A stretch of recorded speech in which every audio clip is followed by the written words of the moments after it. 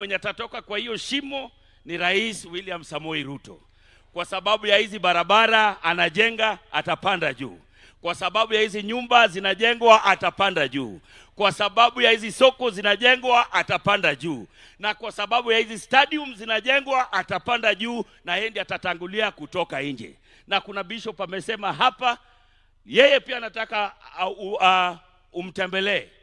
Na kuna kitu anataka kukuambia juu ya 2027.